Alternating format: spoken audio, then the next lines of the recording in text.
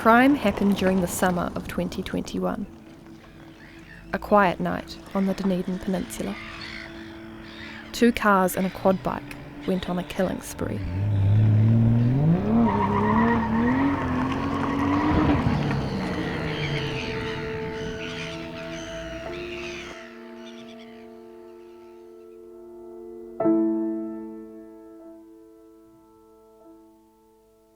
They drove to the centre around 1 a.m. in the morning, spent about 3 hours and left at 4 a.m. Very clearly they're trying to run over the juveniles that are sleeping. It actually happens during Waitangi weekend. I got a message from my colleague saying that there's like 30 to about 50 juvenile red bill girls got run over at the car park. And that morning they drove to work. It was around 9 o'clock and they just drove past all these dead seagulls lying on the floor.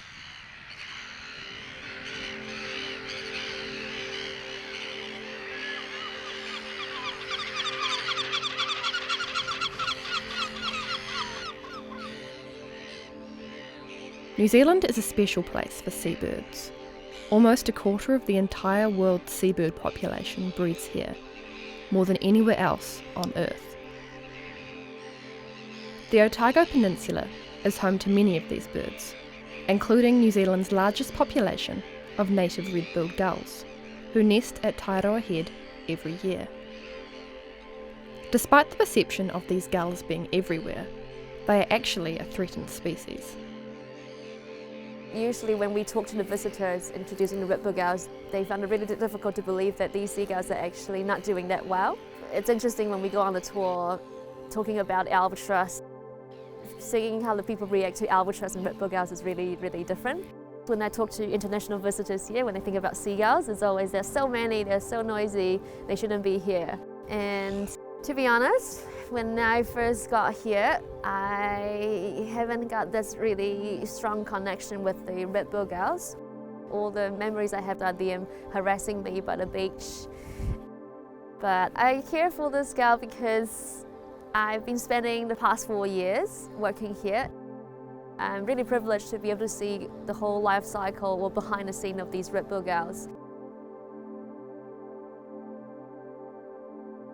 Red-billed gulls are devoted partners and parents, usually mating for life and producing up to 2 eggs per season.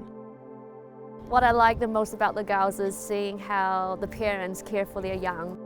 These seagulls, they are full-time parents. Both parents work really hard to raise their kids.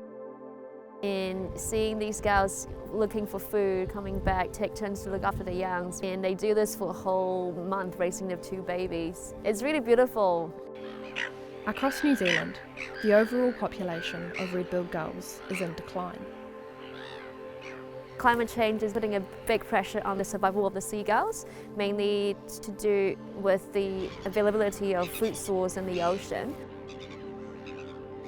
Krill plays a crucial role in the ocean environment.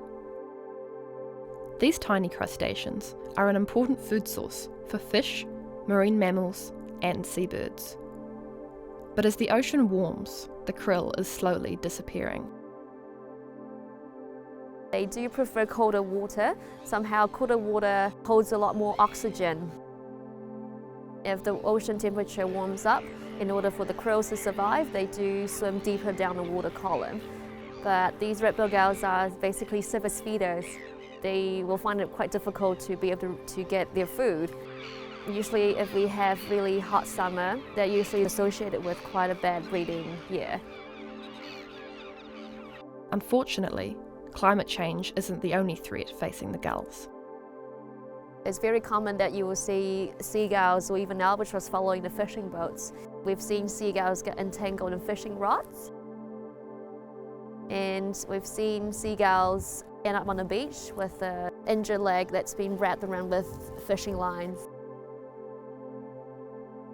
However, it's not just the gulls impacted by these threats. The plight of the gulls affects this entire ecosystem, as the birds help to ensure the survival of other native species, including many rare coastal plants. I think When we decide on what species to protect, I think it's definitely more just about protecting those beautiful, charismatic species. We should look into the environmental significance the species have in the whole ecosystem. One threat that Janice and the Albatross Centre team are working to control is the gulls' nesting environment. In response to the violence against the birds, Janice and groundskeeper David have developed the Decoy project to encourage the gulls to nest away from the car park, making them far less vulnerable. I've just put 4 decoy birds out there on Friday afternoons. I've been checking and I've seen 5 or so birds earlier today. There's only 1 down there now, but before that there were no birds there. What I've noticed with the birds is that one turns to another and they kind of like, they group up after a while, so if one starts to break into an area, eventually they just sort of like all go there. So just keep trying. I think they're really cool birds. I like the red-billed seagull. They're really full on because I have to work kind of around them a lot, and I get the feeling that they kind of remember me specifically. I don't know if they actually do, but they make heaps of noise and they don't quit. They really don't. They like just keep squawking as much as possible, and they dive bomb you and crap on you while you're trying to work. But I still think they're really cool. Like, it's their place and we just have to fit in here and like find the best solution to have a balance so that they can still have a healthy habitat. With David's help, Janice has created a project which merges both art and science to inspire a new generation to care for the gulls. This is the decoys that we have here. This box is, we're going to send this box to a school group for them to do the decoys.